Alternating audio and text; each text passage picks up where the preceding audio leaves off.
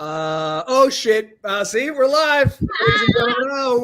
Oh, America, look, it's the Eric and Rodney Show, except without Rodney again. So it's the Eric and Robin Show without Rodney. Welcome to the best hour of your day, assuming, of course, that your day is very, very mediocre. We have two very special guests today, the funniest people in Nebraska. Oh boy. Dylan Rohde, and welcome back to the show, Becky Jolly. Remember her? She was me last week. I didn't watch any shows. I'm sure she did great. Did you do great? Honestly, we were wondering if we should have you back this week. It was going to be. It was a tough debate. We had a lot of meetings about it, but you squeaked in with the hair, just like Thank you you. were over the line. So. Are you considering doing a spinoff with Robin, the Robin and Becky show? Yeah. Okay. Robin, we have to talk later, I guess. And I'll even go by Rebecca, so we have that like. Rebecca and Robin. I'll spend the first 15 minutes complimenting your makeup and your hair. Just going to do that for you. Is there a better idea for a show ever? No, Becky, it's great. I don't want to be a dick, but is something going on with your hair today? It doesn't look that good. I mean, if I notice, obviously the viewing public will notice. No, it looks tremendous. Is it hot there in Nebraska? It looks like the hair is affected by the heat. Can you tell from my beard? Is that what Your beard is very fluffy. It's usually more, streamlined, but we're going to make it work. For today's show. Is there any hope for a young guy like me who's 25 that still doesn't have a full beard? No. What I tell you about you, you half Asian boys, would it be patchy? Would it be like a prepubescent beard that you would grow? Yeah, it's kind of full, but you could still count the individual hairs. So I'm just wondering if maybe I hit 30 and it's gonna fill in, but I don't know. I could grow my first full beard at 16, I think. Yeah, so look at that. Yeah. You have no hope of this. This is never going to happen, Robin. Out the door. Same, to be honest. It was early for me. Becky has a better mustache than you, goddammit. Better. I agree. Here's the thing, embrace your youth. Embrace your youthful look. Ride that pony. Mike is a hunter, and I told him there's no way I could ever be a hunter with his hair. Right? Can you imagine? You can't do this. You can't fucking fish when you need a blow dryer. No. I imagine it would just turn off all the animals. They'd probably smell all that product. Would it turn them off or would it turn them on? Is the problem that I will be mating with the animals? Probably. Mike's episode was really good, though. I watched it. It was awesome. Mike's episode was great. Fantastic. Mm-hmm. All right. Listen, we want to talk about improv. So you guys are improv, what would you call it? Geniuses, innovators, whatever. You pick the adjective. So we want to get to your portion of the show. So I don't know if you know this, but on this show, we cover the news for the first half hour because America demands our opinions on what's going on. So Robin, classic American young boy, what do we got going on over here? I know McDonald's is huge in America, but I'd also like to say McDonald's is fucking huge in the Philippines as well. They're still number 2, unfortunately, because we have something called Jollibee. I'm pretty sure you've heard of it as well. Yeah, Americans could never kick Jollibee's ass in the Philippines. But one thing that I've noticed is the McDonald's menu in the Philippines is also very different. What do you got over there? We have this Filipino spaghetti thing where it's hot dogs and sweet sauce. The fuck are you guessing talking you've about? never tried this. McDonald's serves spaghetti with hot dogs? Yeah, they do in the Philippines. Oh, is it spaghetti noodles? Huh? Is it spaghetti noodles or is it SpaghettiOs or what? Yeah, it's spaghetti noodles, but so in the Philippines we also hate al dente. So it's super soft, mushy. It's kind of I'd say it's like SpaghettiOs. Do they put it on a bun? You get a thing and a fork and you eat spaghetti with hot dogs? Do they call it spaghettios? Well, no, it's gonna be mixed SpaghettiOs or some shit. What do they call? What's the menu item? Spaghetti. It's just called spaghetti. Mix spaghetti. It's really mixed spaghetti. Yeah, it's your country is fucking wild. Every day on the show, you say some crazy shit. Wait. Also, in Jollibee, their best-selling item is spaghetti, hot dog, like a bun, like a hot dog with a bun, and there's like spaghetti inside it. Oh, it's called the Jolly Dog. Hey, Becky. Did I forget to mention that I'm the heir to the Filipino McDonald's? Oh, are you? Holy shit! Congratulations. That's gonna be Did huge. I leave that out? My bad. You may have forgotten to mention that. Did you guys know that divorce is illegal in the Philippines? Mm-hmm. Mm-hmm. Another fun fact. Taylor would be like serving like 7 life sentences. I'd say I'd never get married, but I didn't hear either. Like, I feel like Dylan, I feel like that was just in case you ever moved to the Philippines. I feel like that was like your emergency strategy for if I need to move to the Philippines, I can't be married. Yeah, I just heard divorce is expensive, and that was enough for me to avoid. So is a marriage, I feel like. Straight illegal. All right, so what's going on with what's happening with McDonald's? Was it just your take that we like McDonald's? Yeah.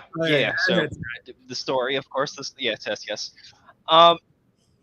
So McDonald's averaged 12% sale increase over the past couple of months, and it's all thanks to their little, actually not so little purple friend, Grimace. So if you don't exist on social media, maybe you haven't seen like the online trends, but like people are making these videos of them having like the Grimace meal, and then they like subsequently die in like purple goo. It's free marketing for McDonald's, and it's great for them. They don't even like pay for this stuff. Yeah, it's not so much free marketing, but first of all, the internet's hilarious. Look, bro, acting like he ain't killed millions. He's responsible. But this just goes to show you that like this is what you need to do in marketing. You need to do some weird shit. Like nobody would have predicted that pretending that Grimace has a birthday and doing a purple milkshake was gonna fucking do anything. But it's blowing up. It's fantastic. People need to do weird shit. How old is that picture, by the way? Because Grimace had some big old like gap teeth in that, right? He's 52. Like what the fuck do you expect? Or he got his braces, Dylan. God. I also remember, Dylan, do you remember the singing and dancing chicken nuggets? Do you guys remember those? Of course I remember. Yes, because they also did toys. The McNuggets were characters. And you got toys in the Happy Meal. Yeah, and we were dumb enough in the 80s and 90s to be like, food, that's toys. Sign me up. Shut up and take my money. It's better than people dancing around at McDonald's. Like, you know what I mean? Like, that's the commercials today. Little stupid little jingles nobody gives a fuck about. Like, we liked the characters. The commercial. So dancing chicken nuggets, but like sweet spaghetti sauce is where you guys draw the line? Yeah. Come on. Yes. That doesn't make sense to you? How is this confusing? So I didn't know what they were doing so what are they doing? They're pretending that they're dying after drinking the Grimace shake? Because I did see that 5.8 billion people on TikTok have gotten involved with Grimace somehow. But that's the thing. I also just realized something. A chicken nugget is kind of just a deep fried chicken hot dog. Oh. Right. Yeah. Equally delicious, though. Yeah. Does that make us feel any less about chicken nuggets or more about hot dogs? I feel the same about both. True. In the article, they did say, too, that like McDonald's is having a resurgence. It was one of the biggest quarters ever. And they're going like people are getting fucking tattoos now with McDonald's. And this is fitting because if you have a neck tattoo of the M, the only job you'll ever get is at McDonald's. So. Now, I did see that article, too. And one thing that stood out to me was that they're like, we aren't necessarily getting more people or more bigger numbers, but it's just the poor people who are coming in come here all the time now. They're like people who make less than $45,000 are here way more often. Yeah. Here's the thing. This is why I know humanity is doomed. It's like McDonald's is the worst of everything. Look, I don't fucking care about McDonald's, but the food is awful for the environment, right? A lot of cows, methane. We know that's bad for us. The food kills you individually. It's awful. And they pay slave wages. And they do a stupid commercial about Grimace, and then all of a sudden they're having a gigantic quarter. So all this shit we pretend, we love the environment. We're fucking very body conscious. No, full of shit. McDonald's is crushing it right now because they did a funny commercial. So I know we know this. How much is a Big Mac in the States? Fucking getting expensive because my kids they don't like Happy Meals. They like buying Happy Meals and then playing with the toy for 3 seconds. But a fucking Big Mac's like $5, so it's fucking expensive. For the meal, it's like $10 or something. Like the value meals are like $10 each now. I used to go with the turf and turf on the dollar menu, which was the McChicken and the double cheeseburger. For $2, you fucking get cardiovascular disease, but I can't afford it anymore. I was like $2.50 or something. What is it? I don't know. A McDouble's like $2.50, $3. Sounds like somebody likes their McDonald's. Can we debate what the finest fast food burger is? I'll go first. It's the Whopper Junior with cheese, and I won't be taking any questions on this. What do you guys? What do you like? I'm gonna have to go with I'm horrified at what your answer is. What is it? Burger King. Anything but Wendy's. Anything but Wendy's. Let me tell you what the problem with Wendy's is.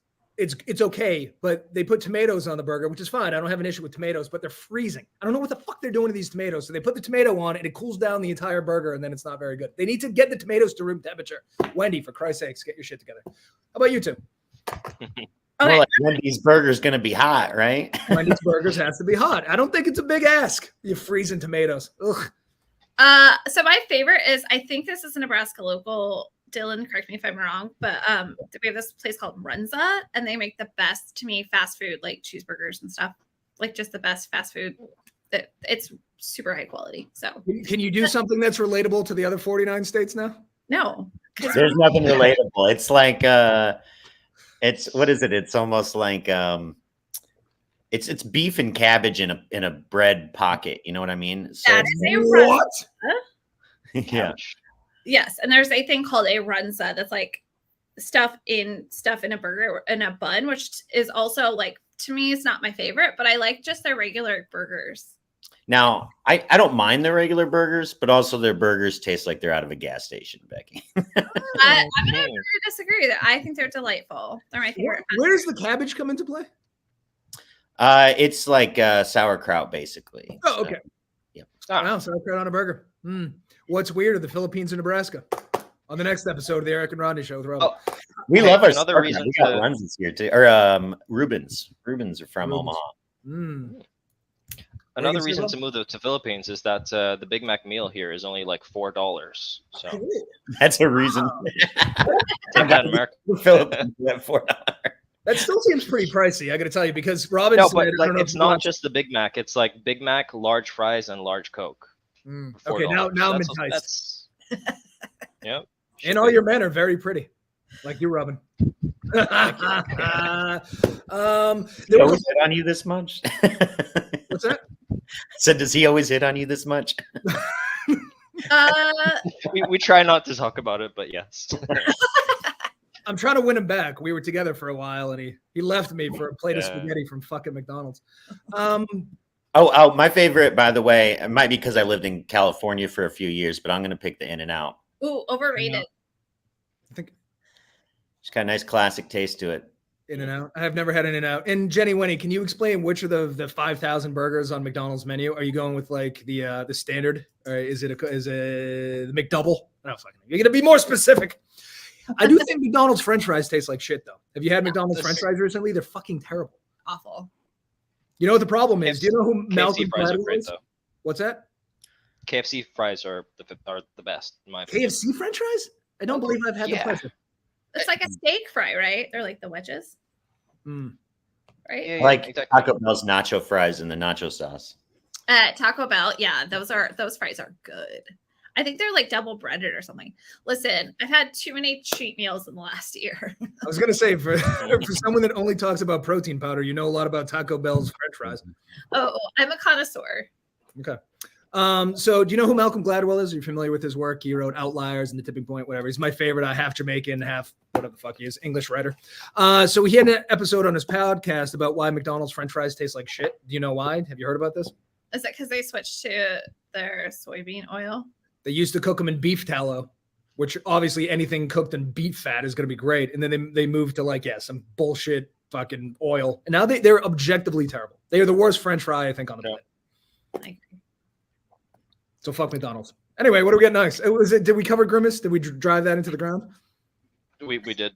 I'd just like to mention why you mentioned like cooking in animal fat. So like you have a country like India, who's almost all of them are primarily vegetarian, right? But they still have a lot of obese people because they always cook their food in animal fat.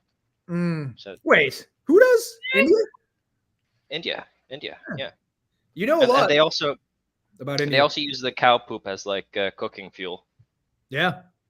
Did we discuss why Indian food is the way it is? I watched something on this. So in the United States, we use fucking wood to cook food. It gets very hot, so you can get a nice sear on the outside. But in India, they use cow shit, which cooks at a lower temperature. So their stuff is mostly stewed, which is why Indian food tends to be stewy. Oh my God, this show is full of fun facts. Jennifer Watkins, do me a favor. The standard McDonald's cheeseburger is trash. Do yourself a favor. Go get a Whopper Jr. with cheese, and then I guess go to Taco Bell and get their French fries. And then you get yourself. Why is it a Whopper Jr. specifically? The proportions make a big difference. The proportions make a big difference. I think the Whopper is it's just too much. It's too like you can get 2 Whopper Juniors and that's fine, but a single Whopper is just I don't know. In the middle, it starts to collapse. You know, it's just it doesn't hold itself the way it needs to. Okay. When was the last time you had a Whopper Junior with cheese? 2-3 years ago. Robin, go with the fucking program. Stop. Arby's curly fries are the best, I think, actually. Arby's curly fries are very good. Their sauce too. They like barbecue sauce thing that they put on the disgusting roast beefs is pretty good. If you take that sauce and put it on the French fries, you got something. Ooh, I love horsey sauce. I'll take their whatever I get. They're like, "Do you want horsey sauce?" And I'll say, "Yeah," even though I won't use it on that. I'll use it later for something else. it's horseradish, right? That's the goo, the white gooey one. Yeah. Arby's has some good sauces. Arby's fraud, Dylan.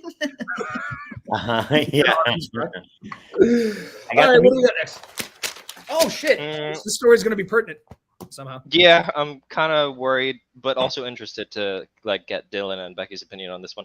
But okay, so the Emmy Awards again are delayed over strikes, and you have a lot of actors and writers that are banding together, and they're striking against fair wage, and of course, so that their job doesn't get replaced by AI. Here's the problem. People have to understand that it's not just like if they keep going on strike, maybe they won't even have a choice anymore because like someone has to do the work, so they're just going to get the AI anyways. Also, it's not just like the writers and the actors that are losing their jobs with AI. There's like millions of people in tech who are all have to find balance with the whole AI change. So there's a lot of perspective on this. Can I just address the Christian fundamentalists make the best waffle fries. I think we can all agree on that, right?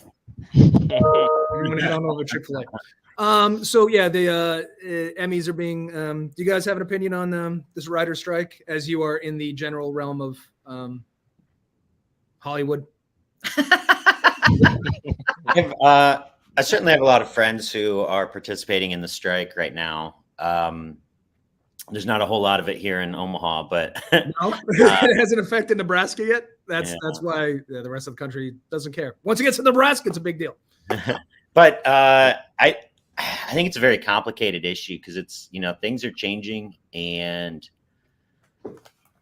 it's weird about like how much the changes they want would keep technology and like the kind of money that Hollywood wants to make back.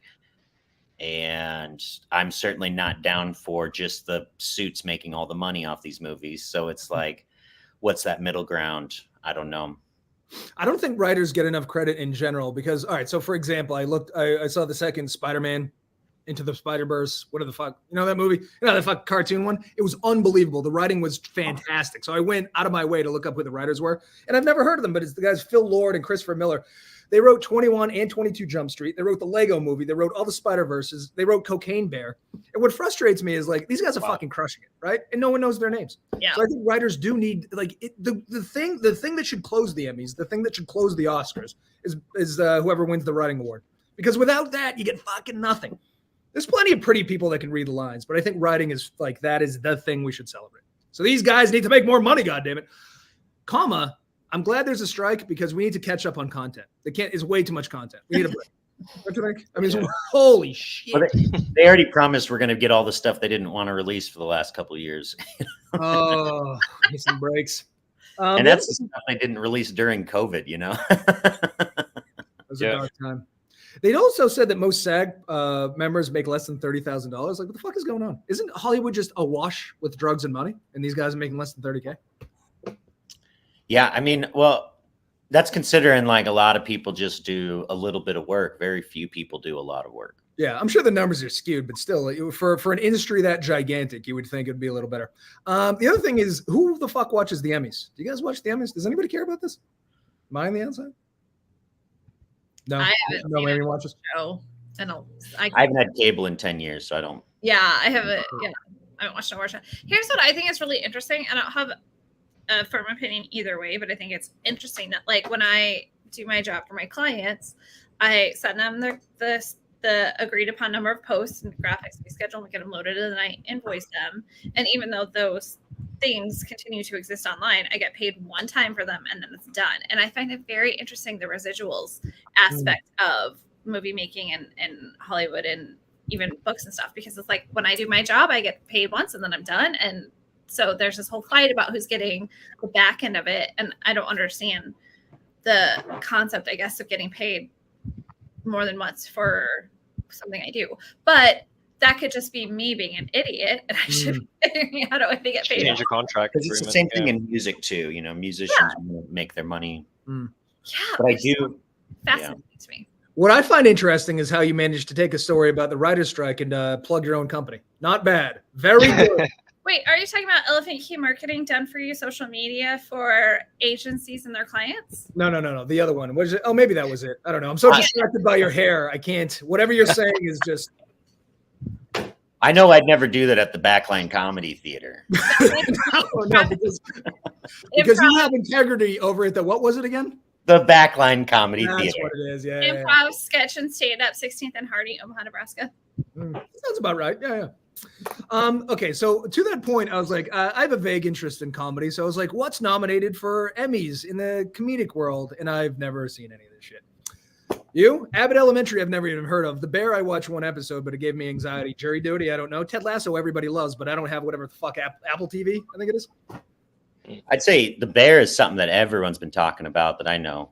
I have not seen that, but Jury Duty was epic. I love Jury Duty. Who is in Jury Duty? What channel is Jury Duty on? What is this? I think it's Pauly Shore. No.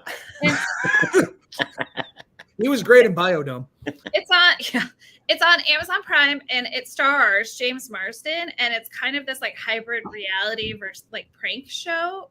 Okay. Hybrid of improv and sketch, and oh, right up your alley, huh? Yeah. Oh, you must love that shit. So great. And the story is they pretend like there's this trial, and they say they're going to do a documentary. Yes. Yep. They say they're going to do a documentary about the process of being on a jury.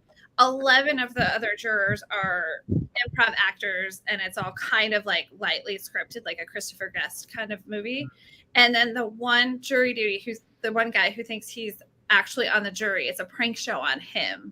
And so they put together this ridiculous trial, and they make him the foreman. It's so great. Sounds vaguely like Murderville. Have you seen that on or Murder City? It's half improv. It's from the guy from Arrested Development. What the fuck is his name? The guy with the voice, Bob's Will Arnett. Yes, Will Arnett. He does have a great voice. Great voice, unbelievable voice, phenomenal voice. Ted Lasso, everybody's obsessed with, but anything. The Marvelous is also pretty popular. Oh, dude, Ted Lasso's huge, but I haven't seen a single episode. I'm very for a guy that does a show and covers the news. I don't know a lot about anything. I only saw season 1, but I've heard Ted Lasso's been falling off. Oh, really?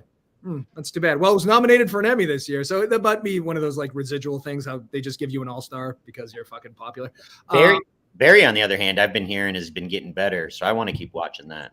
I watched the first season. I didn't love it. I don't think I like the guy. Who's the guy? Who's Barry? The Saturday. You don't like him? No, he's great. What's his name? Bill Hader. Yeah, Bill Hader. Oh man, I think he is. He's one of my favorite SNL people. Yeah, he just seems cool. All my favorite SNL people are dead. That's not true. Chris Rock is alive. The Marvelous Miss Mabel is loosely based on Joan Rivers. Is that true? She's like a comedian, a female comedian coming up in the 50s and 60s, right? I didn't know that. I believe that to be true. See, Wednesday, I did watch Wednesday, but I wouldn't say it was a comedy. I mean, no, it's not a comedy. Anybody watch Wednesday here? The cultural phenomenon known as Wednesday? Nope. I thought it was. I've seen the dance, but that's it. Well, the dance wasn't very funny. And then Only Murders in the Building. I have no idea what that. Oh, is that Steve Martin? Yeah. Yeah, I saw Steve Martin and Martin Short's little stand-up gig. Fucking hilarious. If they're alive in your town, go see them. They're phenomenal. They're dead in your town. Go see. It might be equally entertaining. Who knows? Martin Short is goddamn hilarious. So good. It'll be the funniest funeral you ever attend. Did you ever see his, speaking of incel comedy, did you ever see when he was Jiminy Glick? He put on like a fat suit and made fun of celebrities 20 years ago. Oh my God. It was like, but it predated Between Two Ferns, but it was like that same sort of thing. Yeah. Masterful. Yeah. Masterful. Oh shit, we only have 5 more minutes before another news story. Let's go. Oh man. Wait, shit. Do you have the what's going on in Florida graphic? Oh no, I'm sorry. I forgot this is in Florida. Damn it, Eric. I know. I dropped the ball, but I got plenty of Fox News comments on it. So right. Okay. So there's a popular Florida manatee, and his name is Hugh, and he reportedly died from sex injuries with his bigger brother. His bigger brother's name happens to be Buffet. So God, I love these names. If you're slow like me, it might take you a while to realize that if you put them together, they're Hugh Buffet. Quite fitting. Yeah.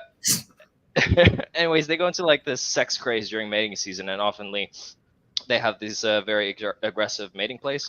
It's a bit of a problem because manatees can get up to 550 kilograms.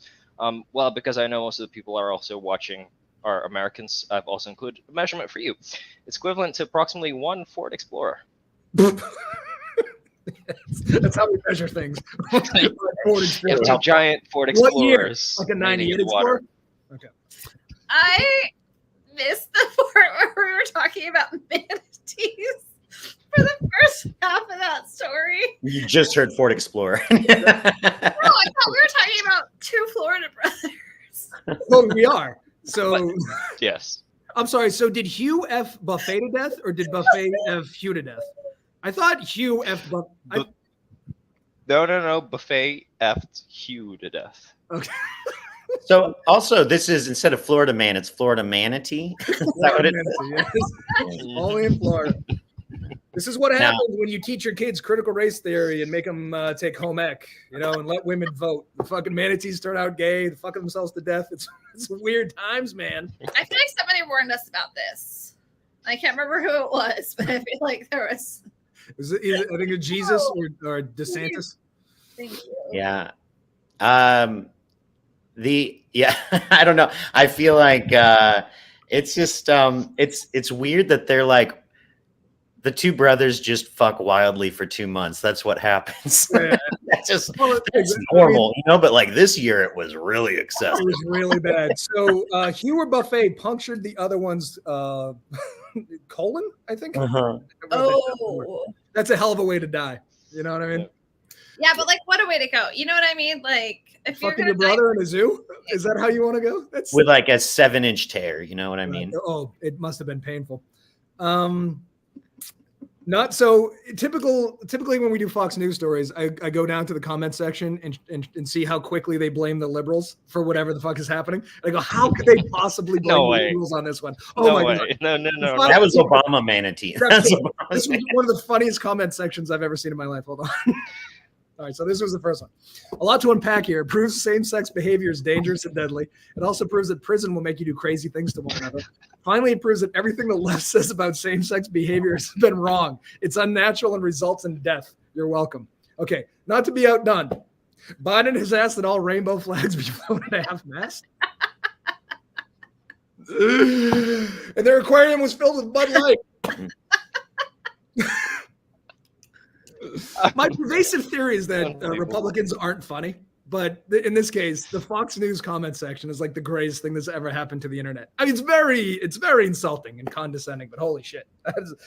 Wait. You're saying a comment section is insulting and condescending? Under normal circumstances, no. Just on Fox.com. Right. Yeah. The Bible does say that a manatee shall not lay with another manatee. or he should have his uterine wall ripped open. Not uterine. What was it? Pelvic? What the fuck it was? Colonic wall. Colonic wall. Yes. Well, that's in Leviticus, by the way. Hugh was hung. They should have got this on OnlyFans. Here's the thing, too, is that I think zoos in general, we got to stop. OnlyFans. That's on OnlyFans for like with the puns today, see? People in Nebraska, I told you. It's zoos, right? They're bad. Like a polar bear shouldn't live in Detroit. It's just an antiquated concept. I think we need to stop it. Like your kid doesn't need to see an ostrich. You know what I mean? Do you know we're known for our zoo here in Omaha? Oh, for Christ's sakes! Are you? Yeah, hit us where it hurts. Okay. Yeah, it's us and San Diego have the best zoos in North America. The Omaha what's it called? The Omaha National Henry Zoo. Dorley Zoo. Omaha Henry Dorley Zoo. Do you have any animals fucking their brothers to death? Oh, I'm sure. Oh, Have you seen the butterflies? Those things. really? Wow. Okay. Well, I mean, it was a hell of a news day, I think. So in Amsterdam, the zoo in Amsterdam, there's a celebrity penguin couple, and they're also both male. So they're a celebrity gay penguin couple that is very famous in Amsterdam, and a lot of people just fly there just to see the penguins. It's quite cute. They fly there to see the gay penguins. Yeah, they come to Florida and watch two brothers F themselves to death. That's objectively more entertaining. Now, I gotta say, they say penguins all wear tuxedos. Do gay penguins wear something even fancier? I think so. Sequined. Yeah. The inside of their igloos are just interior designed to death. It's gorgeous. I do like in this article, they said that manatees during mating seasons are not too meticulous about who they have sex with. But I mean, listen, I don't know if this is racist, but manatees all kind of look the same, don't they? You know what I mean? Like not too meticulous about who they fuck. They all look exactly like that. Right. I mean, I imagine, if you're fucking that, you don't care if it's a boy or a girl. That's what I mean, right? I mean, I'm glad we all agree. Do we want to talk about what's happening in Germany, or do we want to go right into the improv section of our show today? I'm a news junkie, so I can talk more news if you want. Okay, we'll do one more. Do you want to do the German That's story? right. Aliens hasn't come up though, y'all. Y'all are slacking on aliens. We covered them yesterday. I know. Listen, we're right. It comes out fast. Bang, bang, bang. We fucking covered that shit. What we're learning is Dylan does not watch the show every day. Yeah. Curious. He's one of many people who watch the show. Straight to jail. Germany. Yeah. Okay. This is my favorite story of the day. Berlin is now introducing a youth culture card, and they're being given to kids between the ages of 18 to 23, so they can go out and freely experience the city life.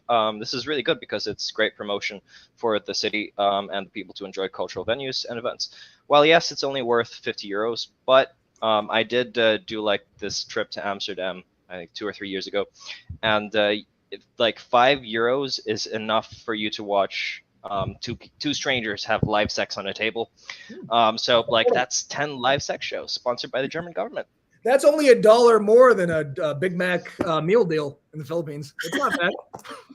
True. Don't you think? You know, I went to Amsterdam 2 years ago, but I spent all my money on mushrooms and weed. which is the reasonable thing to do. It's by Robin watching live porn. Do you have the internet? Have you been to Pornhub? It's great. Okay, I think I like the concept of the getting people out. I think that Germany moving forward and for all times needs to abolish anything that like really just steer away from something that's like German youth, like German youth activities. Like I think they need to stop using the word youth in all of their marketing. I don't know what you're alluding to, but I will tell you this: Germany's come a long way because we're like, so they give you $50 on a card. Here, let me pull it up. Just so you know, this is the thing you get, the Jürgen Kulter Karte. One of the places you can use this is the Germany's oldest gay club. So when you consider that this country went from Nazis to giving kids money to spend at a gay club, like anything is possible. The world is a beautiful place. You know what I'm saying? Branding matters. I know a manatee that could really use that card. He's out of a sex partner, so absolutely. You should change that bear to just a manatee. Hashtag too soon. Or Hugh. Did you know that Spain, France, and Italy have already done this to the tune of much more than €50? One of them gave, I think it was Italy, I don't know, fucking, they gave kids $500 to go out and party. That's the crux of this, is that the kids aren't going out. Like they want to stay at home and watch the Pornhub and play with the fucking what else there? Fuck their brothers. Yeah. Yeah. So they're trying to incentivize the youth to go party, which begs the question, Robin, what's going on in your generation? You don't like going out and getting laid? I don't think they're doing that here. I don't think it's an issue in America. No, can you imagine Joe Biden going, listen, I'm going to give everybody $50 to go to gay clubs? Like, we would burn the country to the ground. Right. But Germany is that progressive. Strange. Don't you think? Don't you think what's happening in the world is bizarre? Yeah. Anyway. Well, there's definitely no shortage of interaction between the youth and the Philippines, because like we're a tiny country and we're really going up the overpopulation scale. So yeah, so you're getting out there and you're partying? Doing something right. Good. This was also done in like the spring, right? Do we have any idea if it worked or if they How do we quantify that? Venereal disease, pregnancy? Yeah, right. In what way do we go? Did they party enough? I'm not sure. Yeah, I heard it's still hungover. It's really a thing in Europe that like most people in the winter have a relationship, and then as soon as spring comes about, everyone's single again. Oh man, so progressive. Could be the same in the States, right? Yeah, it's called cuffing season in the fall, right? Mm-hmm. See, right around the corner, cuffing season's coming up. Are you guys excited? Is everyone single here? I mean, I'm married, but you guys, what's your marital status? Yeah, well, I'm excited. Times. You know what sucks is I'm a big Bourdain guy, and in an episode of I think it was Parts Unknown, he goes to Berlin, and Berlin is fucking nuts. Like they have 3-day sex parties at clubs and shit. Nobody sleeps. They're all on drugs. This was obviously pre-pandemic, but people in Berlin were saying this is one of the last major metropolitan cities that's affordable for people.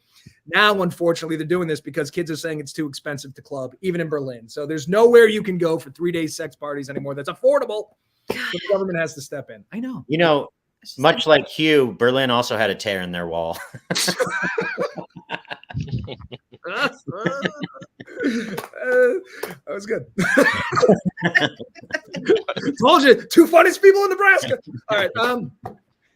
Unless Robin, do you have any more opinions on the gay youth of Germany, or you done there? No. No, I wanted to make a gay joke, but I think it's inappropriate. I got to imagine gay Nazis come in the room like, hey. I could never do this, but we throw a Halloween party every year. One year I want to go as gay Hitler, but I don't like, you just can't do Hitler. Like it's not enough time. Oh, you got to be Gadolf Hitler. Gadolf Hitler, yeah. Right. Yeah. You think it's time? Imagine that. It's not too soon, right? I think like a little pink SS uniform. Like I think it would be adorable in latex, you know? Yeah. Only if you're a manatee. That only works if you're a manatee. A gay Nazi manatee. Everyone. Right, here's one thing I'll say about gay people in Germany. I just feel like you're making a blanket statement about gay Germans. Did you say it? Wait, sorry, my internet cut out. Oh. No, I did not. I just feel like gay German people are just more gayer than other gay people. I mean, is that too far? I don't know. Based on what? What's your evidence? Listen, I'm willing to hear the case. I just don't. It's an odd take. But look, go. What do you got? Is it because on the opposite side they're so stoic? Something to do with the way they talk? Average penis size for all Europeans, Germany has the largest average penis size. That might be why they're the gayest. Oh, interesting. Is this real? Why do you know this fact? There you go. Because I had to look it up once. The Nebraska public school system is wild. The shit they know. It was his thesis in college. I feel like this is going so well. No, it's really. No, we nailed it. Our gay audience is going to love this portion of the program. I'm bisexual. If that helps clear anyone. Oh, so okay, that's perfect. So at least we have, like I can't make fun of Filipinos unless we have a Filipino on the show. You know what I mean? So I can't make fun of Becky's hair unless she's on the show. So it's nice to be bisexual. Okay, so do we want to talk about improv? I know Becky has some questions about stuff. Yeah, I am just curious because this is a surprise to me. I started doing improv 6.5 years ago at Backline, and I just did it because I have a compulsive need for attention. And I was like, should I like start getting arrested more? Should I like be funny on stage? So I found the Backline. I started taking classes 6.5 years ago just for funsies. But then I found out it's helped me so much in my business communication and like in my writing for works, copywriting, LFQ marketing, socialhandoff.com. And I'm very curious what your take is in terms of how to apply kind of the skills that we learn in improv as a art form or sketch or stand-up or whatever, and applying it to the business world. So I would love to talk about that a little bit. What a thoughtful question. Thank you for bringing that to the program. You're welcome. Not all heroes wear capes. So Dylan, because you do corporate workshops and stuff like that, right? Yeah. So how do you recommend or teach people to apply kind of the skills that we learn via improv to business communication? Sure. So some of the things that I usually go over in workshops are I have people work together on building up, describing something. So I'm usually like, all right, everyone, we're going to describe what's in a room. And then we work on listening to what everyone's interested in and reacting to start working together. So that way, by the end of it, everyone's finding that one thing that they're like, I know this works, and they can come out and it makes it easier. It's working on executive dysfunction, between like you have too many things, so you don't know what to do. So if you pinpoint that of like, oh, I just have to come up with a celebrity's name. That's easy. I can do that a lot easier than just anything that's funny. But also working together with a group while doing that and making sure that you're all getting that hive mind of like, this is what we're doing. So that way together we can make that better. How long have you been teaching improv? 12 years now, over 12. Interesting. Do you think that you can teach people to be funny? Yeah, I know it's a pretty controversial statement, but I think the average person could definitely be taught how to be funnier. The only people who really struggle are people who cannot listen. If you've ever known one of those, usually something like they're too heavy on drugs or they have something going on, because like the average adult can listen and take notes. But you can't teach the average drug addict to be funny. Is that?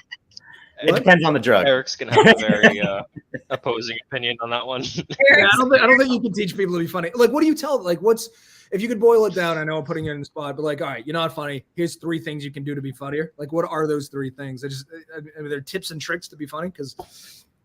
Sure. I mean, you know better than I. I've never tried, but patterns are like the magic act to comedy. Yeah. So by simply making patterns, people will laugh at something that isn't necessarily that funny, but we're training ourselves to laugh at it by recognizing those patterns and following through with them. So I always give this example of, as I was mentioning that room that you described earlier, if someone's like, there's a couch over here and it's broken. And then someone comes out and there's a table and someone goes, it's broken. And then someone comes out and goes, there's a shirt. And someone goes, it's broken. Right. We're like, that's silly. If we keep going in this world of like sillier things that shouldn't be broken that are, if someone's like, you can tell that there's love in this family. And then someone goes, it's broken. And like, just by making that pattern, we start to laugh at it. Now, of course, there's a little bit of a science to it of like, as I was saying, like finding out what we would recognize as sillier of being broken. But anyone can really do that. It's almost like an equation. So silliness, you think, is a gateway to higher forms of comedy? I think you might be onto something because this is where children start, right? Like children are going off on like a Chris Rock-esque bit about societal norms, but they start out being goofy. So maybe there's a point. Is that what you're doing? You're building up to bigger things? Well, yeah. So that, as far as the patterns go, it's called heightening. It's mixed with heightening. So you start off, usually my general rule is you start off here. That's like pretty normal. Seems like it's believable, something that we can all relate with. Then you go just one step up more. And it's like, okay, I can see how you are saying this could be real based on something that I'm already familiar with. And if you can have your audience on board between those two, you can go as silly as you want in that third example. Do you remember your most unfunny student? Yeah. So there are people that stand out. You're like, oh, there's no. There's a couple. I'd say some of the problems, as I said, like the unfunny ones are the people who just won't listen. So that you try to do something with them, and whatever you say means nothing. And I don't know how to work with that personally. Right. But then there's people who just like have like a dull sense of humor, or like maybe it's something that's so dark that everyone's uncomfortable with. If someone's like, and then they're all beheaded, and everyone's like, again, They're crying. No, I was gonna say, yeah, Robin always goes back to gay Germans. I'm like, dude, it's too much. It's too much. So with the classes, is the graduation like getting on stage and doing it live? That is the thing? So you go to a few weeks or something, and then eventually you're thrown to the wolves? Yeah, so they usually the classes are 8 weeks, and then by the end they do a show, and they usually do it to a full crowd. Yeah. Has anybody ever cried or puked before they go on stage or anything? I mean, that's got to be scary. The only person we've ever had puke got high before the show, and it was more because he was high that he puked. It seems what's going on in Nebraska? That wasn't a class show. That was just a regular show. How was Becky's first show? Do you remember? I don't remember your first show. I don't think you taught that. That was John Herman, so it was a different. Okay. My first show. It was exactly what a first show is. So fantastic and well produced. Everything nailed. The highest stuff. The shows work though. The early class shows work really well because your friends and family all come. Right. And then so they laugh plenty. Yeah. So we have a good audience. And audience is like 50% of the success of a show is the audience and having enough people there to well, especially in improv when you're asking the audience for shit to work on. Right? Yeah. Right. So you have a very excited, ready to be entertained crowd for your class show. So, and they don't tell you that you're going to invite all your friends and family to your class shows. And then by the time you get to actual, regular shows or teams or competitions or whatever, your friends and family are never talk to me about improv again. Because you're 2 years in at that point. So they're I never want to watch you be funny. Don't make any jokes ever. So you two are obviously passionate about it. I mean, you teach it, and Becky, you talk about it a lot. I'm not saying that's a bad thing, but you're into it, right? Yes. But you do it in Nebraska, and I don't mean to insult Nebraska, but is the goal ever to is it we're going to do this and then we're going to go to Hollywood or fucking New York and then try to take the next step? Because I think every aspiring anything wants to go to the place where it's the best, right? If you play football, you fucking want to go to the NFL. You want actor or comedy, you want to go somewhere where you can be seen more. Be in bigger things. Is that the goal? Or are you happy where you are? What's the direction? Where are you at first, Becky? So for me, it's firmly in hobby territory for me. I'm super happy with it being a hobby. I love using it for my business. I love how it's impacted that side of it. And so I want to keep growing in that area. But for me, it's pretty hobby territory. I just took over my show that I run myself for the first time. So that's been really fun. But yeah, my new rule is if I travel to a city, I try to check out, see if there's a jam or an open session where I can go try it somewhere else just to challenge and step outside of my comfort zone. But I'm just really happy doing it mostly as a hobby. I know improv is very popular among introverts that are trying to step out of their comfort zone and put themselves on the spot. For sure. Yeah. What about you, Dylan? Well, so I started my improv career in Hollywood, and I moved to Omaha to further it. So, speaking of drug addiction, I started in the majors, but I wanted to do single A ball just because. Why would you do that? All my favorite improvisers were doing it for at least 10 years before they really had a big break, and at that time, I was 3.5 years in, and I was like, I got a long road ahead of me. So my goal was to go to Omaha and teach, and then eventually make it back out to Hollywood once I felt because I had heard teaching was a great way to get better. So I was okay. So I did that, but then I really just like being here in Omaha, and it's become more of my major base, my home base. And then I wouldn't mind traveling to cities for 2 months or so, but Yeah. I like being here. If I'm going to be in America, I'm going to probably have to be in Omaha. Show your tattoo. Oh yeah, I got an Omaha tattoo. I do. It's right here. Jesus F me Christ. You were a man that loved sauerkraut on his burgers. It's a really great, like, we have a great community here, though. It's a great comedy scene. It's like, it's fun, it's interesting, but it's like, it's small enough that we all get to know each other, kind of. So, do you guys know Larry the Cable Guy? He's from Nebraska. I've never met him, but he's around every once in a while in Omaha. Yeah. So.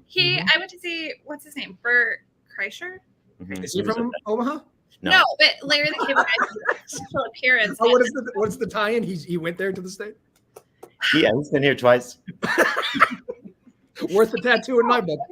Larry the Cable Guy hijacked Bert's show for a little bit in Lincoln. That was really funny. Okay. Johnny Carson also famously from Nebraska. Yeah. Amber Ruffin, if you know her, she's got the Amber Ruffin show on Peacock. She's from Omaha. And Amber's a writer too, right? Uh-huh. Yeah. Okay. And she's one of the writers for Late Night with Seth Meyers. Yeah. And look at that. Now she's her own studio. Nebraska is a comedy hotbed. Who knew? Robin, who are your famous comedians over there in the Philippines? You ever had one?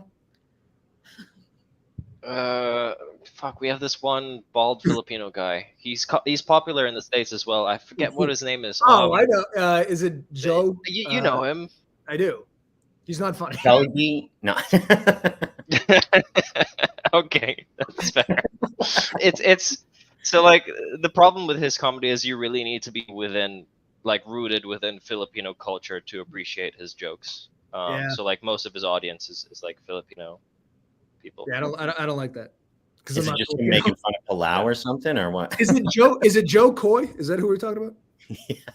Yeah, Joe Coy. I think he's funny. I think Joe Coy's funny. Just no. He's it's a very niche comedy audience as well. What he's doing. He's no Larry the Cable Guy. Godfrey is all. Is this his name? Godfrey? You guys? Godfrey? Yeah. No. Godfrey, the black guy. Is this his name? No. Listen, I looked up Nebraska comedians. He was one of them. Yeah, I'm not familiar. I didn't know who we were talking about. Do you know, you're talking about people moving out, though, and we've had a number of people move, of my students move out to other cities. My most successful, I have a star of HBO as one of our former students at Backline. Really? Who? Her name is Aida Osman. She's star of Rap Shit on HBO. No shit. Look at you. Did she ever, she was your student? She was a student at Backline. I didn't teach that class, but she took one class, and then she was also in a show called Live at the Backline that I was the executive producer of. It was our sketch show, like an SNL style show. Wow. And then she moved out to New York and was in Wild 'N Out within 10 months. And then she was a writer for Big Mouth. And then she got her own show. Well, that is pretty fucking successful. Way to go. Is this your full-time gig? It is. Yeah. It is. Is it lucrative?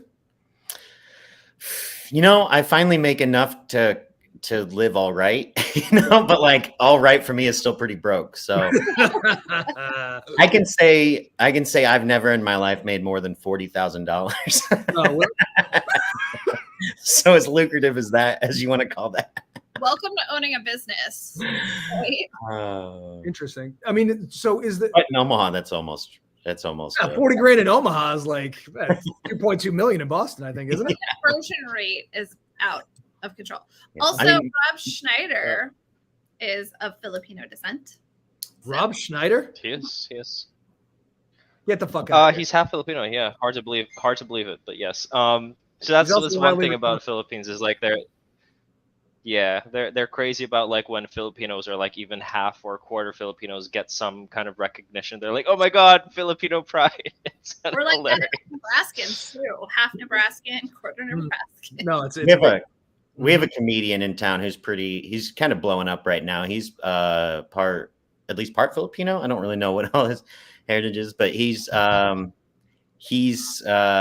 always talks about being that there's the only people from there are The Rock and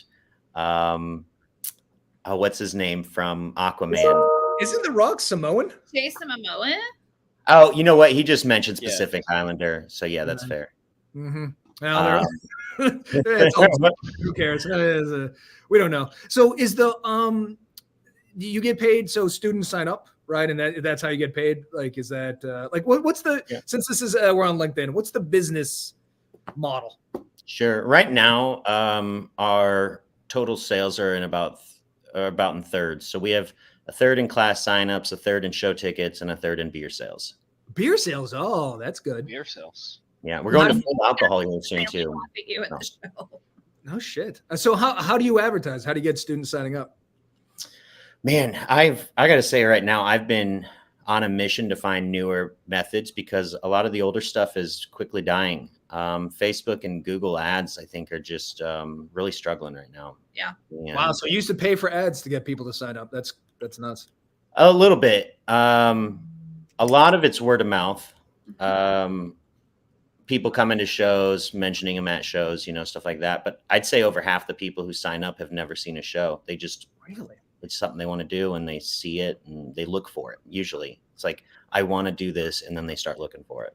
I got the idea a million years ago from Michael Scott in The Office when he goes to his improv class. He was always trying to shoot somebody, right? Wasn't Yeah. Boom. Mm-hmm. Detective Michael Scoon, whatever his name is. Anyway, so that's where I got the idea, and it was just kind of always in the back of my mind. And then one day, that's exactly what happened. I just looked for it and found it and signed up.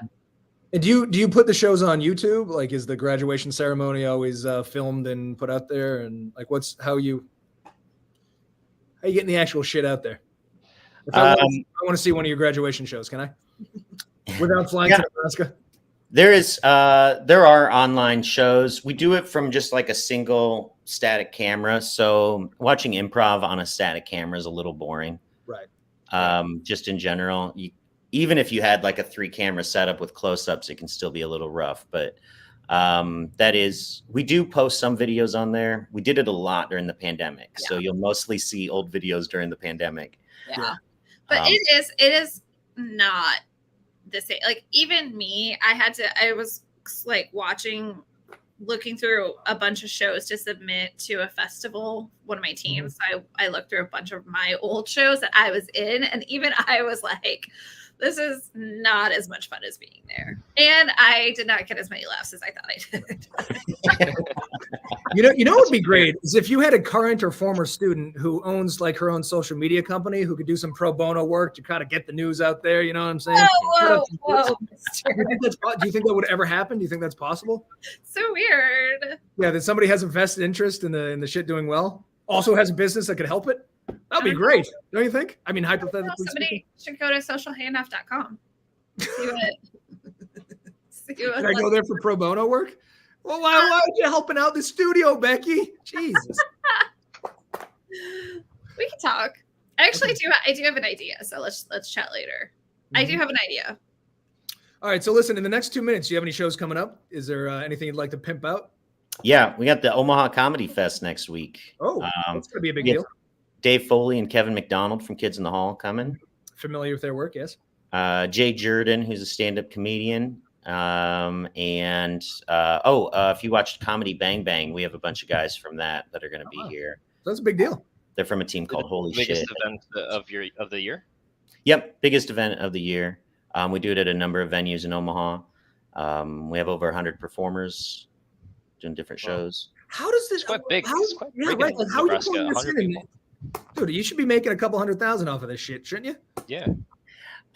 Well, the festival we're finally starting to make profit off of. I finally have a committee that's been helping me. I used to do it by myself, and oh man, that was a headache.